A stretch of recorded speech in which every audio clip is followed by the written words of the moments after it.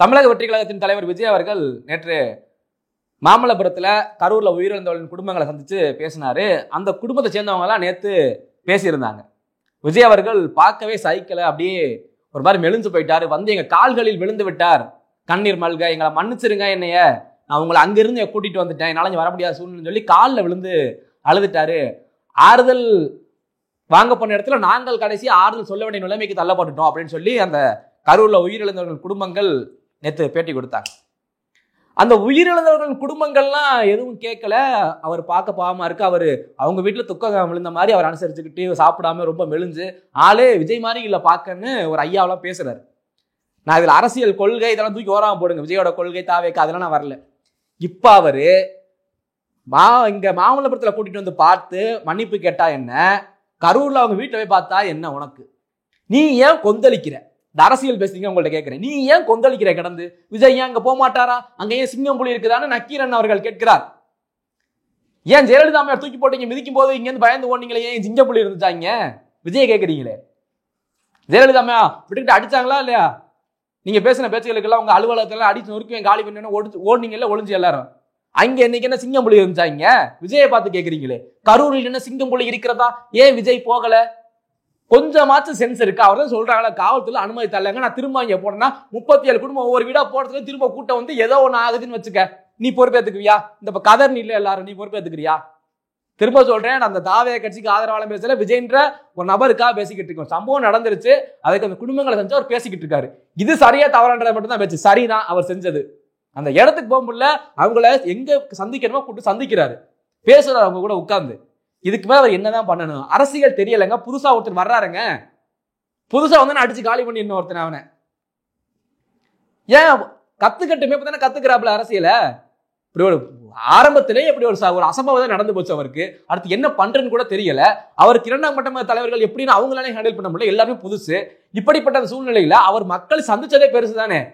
இங்க எத்தனை ரொம்ப காலமா ஆண்டிருக்க கட்சி கூட எத்தனை பேரை நீங்க உங்கள் சென்னையில உங்க கட்சி அலுவலகத்துல கூட்டம் சந்திச்சு பேசுறீங்கன்னு வரலாறுலாம் இருக்குது. எடுத்து போட்டா நாரி போயிடும், அந்த அளவுக்கு இருக்குது. விஜயா ஃபர்ஸ்ட் குறை சொல்றதை நிப்பாட்டுங்க, நீங்க கொள்கை ரீதியா பேசுங்க. நானும் அவர் கொள்கை எதிராக இருந்தா நான் பேசுறேன், அதுக்கு ஆதரவா பேசுவோம்.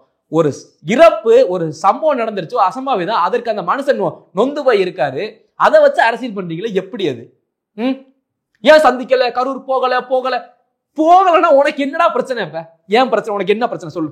கரூர் போகல, ஆமா போக முடியாதியா, என்ன பண்ணுவ? உனக்கு என்ன அவசியம்? ஒவ்வொருத்த கட்சிக்காரர் இருக்கல்ல, ஒவ்வொரு வீட்டு எத்தனை பேர் சாகுறா, எத்தனை பேர் கஷ்டம், நீ ஏன் ஒரு வீட்டுக்கு போகல சொல்லு, நீ முதல்ல சொல்லு. அவரு அந்த ஊர் மாவட்ட செயலாளரே கைது பண்ணி உள்ள வச்சுட்டாங்க. அவர் அந்த லோக்கலால போச்சலாம் கூட அது கூட வாய்ப்பு இல்லை. அவங்க புதுசு அரசியலுக்குள்ள வர்றாங்க, எல்லாரும் பயம் வருது. நீங்க இந்த போலீஸ் பயமுறுத்தணும், பயப்படத்தான் செய்வாங்க. நீ 50 வருஷம் உருட்டி மிரட்டி கண்டுட்ட போலீஸ் எப்படி ஹேண்டில் பண்ணுவான்னு தெரியும், எங்க தட்டுனா எங்க அடங்கும்னு. அவன் புதுசு இல்ல, இப்ப தாவே புதுசா இப்பதான் வர்றான். விட களத்துல விட்டு விளையாட விட்டு ஜெயிச்சு பாரு. என்னைக்குமே ஒருத்தனை களத்துக்குள்ளே வரவிடாம வெளியே விரட்டின்னு நினைக்க கூட தவறு. அது அரசியல், அது அரசியல் ஒரு நாகரிகமே கிடையாது. களத்துக்குள்ள வரவை விளையாட விடு, அப்பதான் தெரியும் அவன் நல்ல பிளேயரா இல்லையான்னு சொல்லிட்டு. இப்படி ஒரு இறப்பில் அரசியல் செய்வதற்கு காரணம் என்ன? விஜயை இந்த அளவுக்கு டார்கெட் பண்ணீங்கன்னு வச்சுக்க, நீங்க அரசியல் தாக்கு பிடிக்கவே மாட்டீங்க. அடிக்கடிக்க மக்கள் ஏன்டா அவன் இந்த போட்டே அடிக்கிறீங்க, சரி நம்மளே வாங்க அவனுக்கே ஓட்டு போட்டோம், விஜய்க்கு எல்லாம் ஓட்டு போட்டுருவாங்க சேர்ந்துக்கிட்டு. அந்த மனிதனை நீங்க தான் உயர்த்தி காமிச்சுக்கிட்டே இருக்கீங்க இந்த செயல். அவர் அமைதியா இருக்க அவருடைய கிரெடிட் அதிகமாயிட்டே தான் போகுது. இறப்பில் அரசியல்ன்றது நம்ம தமிழக பண்பாட்டிலே கிடையாது. நீங்க இந்த விஷயத்தை பேசவே கூடாது முதல்ல யாருமே. அவர் சந்திச்சு அங்க ஏன் போகல, இங்க கூட்டிட்டு வந்து சந்திச்சு பேசுறாரு. விஜய் அதுக்குள்ள ஏன் விட்டா வாக்குச்சாவடியவே பணையூர் கொண்டு வந்துருவேன், அரசியல் அதிகாரத்தில் அப்படியா இருக்கா? இப்படிலாம் கமெண்ட் பண்றீங்க. அவருடைய அரசியல் அவளுக்கு தான் தெரியுது, அவங்க ஏத்துக்கிறாங்க, வர்றாங்க. அந்த உயிரிழந்தவங்களோட குடும்பம் சேர்ந்தவங்க வர்றாங்க, அவங்க யாரும் குறை சொல்லலையே. உயிரிழந்தவங்க குடும்பம் சேர்ந்தவங்க யாரும் எதுவும் சொல்லல. அந்த மனிதனால் வர முடியாத சூழ்நிலை, அவரை அங்க கூப்பிட்டாரு, நாங்க போய் பார்த்தோம். அவர் வந்து கஷ்டப்படுத்தல, நல்லபடியா கூட்டிட்டு வந்து நல்லபடியா இருக்க வச்சு பேசி நல்லபடியா அனுப்பி வச்சுட்டாரு. திரும்பவும் சொல்றேன், நான் கட்சி கொள்கைக்கெல்லாம் போக கிடையாது, தனிப்பட்ட நபராகத்தான் பேசிக்கிட்டு இருக்கேன். அதை நீங்க கதர் தாங்க முடியல. இறப்பிலும் ஒரு அரசியலும் தமிழ் பண்பாட்டிலே கிடையாது. செய்யாதீங்க, இனிமேல் தவறுகளை செய்யாதீங்க தயவு செஞ்சு. மிச்ச அரசியல் ரீதியா, கருத்து ரீதியா, கொள்கை ரீதியா பேசு, சரி தப்பு என்னன்னு பேசுவோம். ஆனா இந்த ஒரு இறப்பு சம்பவத்தை வைத்து அரசியல் பேசுவது மிக மிக ஒரு நாகரிகமற்ற செயல். திராவிடம் அதை செம்மையாக செய்து கொண்டிருக்கிறது.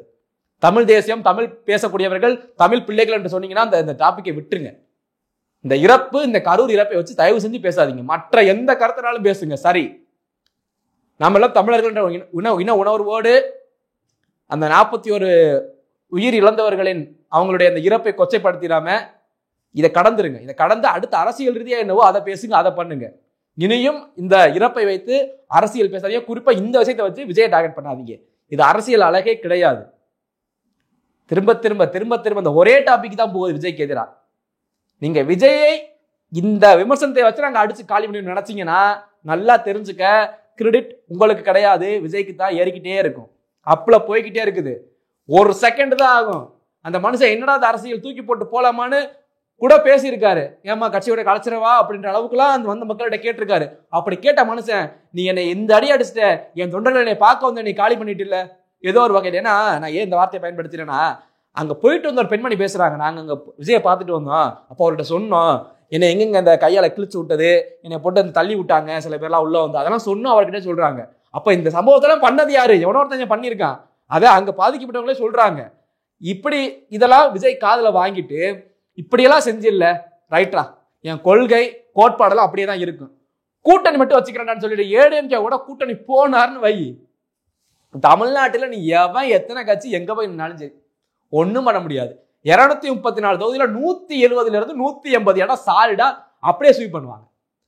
ஒரு 30 இருந்து 60 50 60 இடங்கள் தான் ஒரு நல்ல மற்ற கட்சிகளை திமுக மற்ற கட்சிகள் இருக்கு பாத்தீங்களா, அதுல ஒரு நல்ல பேர்களை வாங்கியிருப்பாங்க, கட்சியை தாண்டி நல்ல பேர்களை வாங்கியிருப்பாங்க. ஒவ்வொரு தொகுதியிலையும் அவங்க மட்டும் வெற்றி பெற முடியும். பாக்கி ஒரு 180 தொகுதியில இந்த அதிமுக தாவேகா 2 பேர் போதும், 2 பேர் இணைஞ்சு நின்னாங்கன்னா போதும், வெற்றி சாலிடா வரும். இதுல கொள்கை கோட்பாடு இருக்கட்டும், கூட்டணி மட்டும் ஜெயிச்சுக்கிட்டு அதுக்கப்புறம் நான் கொள்கை கோட்பாடு பேசுறேன், சட்டமன்றத்தில் நான் எதிராக நின்று பேசுறேன்னு சொல்லி விஜய் களத்துல வந்துட்டாரு. பிஜேபியும் எதிர்பாராமல் பிஜேபி உள்ள சேர்த்துட்டாருன்னு வச்சுக்க, 200 தொகுதி அடிக்கும். 234 பிஜேபி அதிமுக டிவிகே 3 உள்ள வந்துருச்சுன்னா 234க்கு 200 தொகுதி சாலிடா அடிக்கும். பாத்துக்கங்க. நீங்க திரும்ப திரும்ப இந்த விஷயத்தை ட்ரிகர் பண்ணாம விட்டா அரசியல் பேசுவதற்கு உகந்த களமாக இதை இருக்கும். அதிமுக தாவேக கூட்டணி அமைந்து விட்டால் எதுவும் செய்ய முடியாது, வெற்றி அந்த கூட்டணிக்கு தான். ரொம்ப ரொம்ப எளிதா போயிடும் உங்களுக்கு. அதனால இந்த விஷயத்தை ஏதோ டிராப் அவுட் பண்ணுங்க. இதை விட்டுட்டு அடுத்த ஒரு அரசியலை பேசுங்க. விஜய் அடுத்து என்ன பண்ணணும், தொண்டர்களை எப்படி கையாளணும், எப்படி அவங்களை அவங்களுக்கான வழிமுறைகளை சொல்லணும் அப்படின்றத பேசுங்க. இந்த இறப்பை வச்சு அரசியல் பண்றது இதோட நிப்பாட்டிக்கங்க. தமிழர் மாண்புக்கு அது அழகு இல்லை அப்படின்றதான் என்னுடைய கருத்து. தொடர்ந்து அடுத்த ஒரு தலைப்புல பேசுவோம். நன்றி.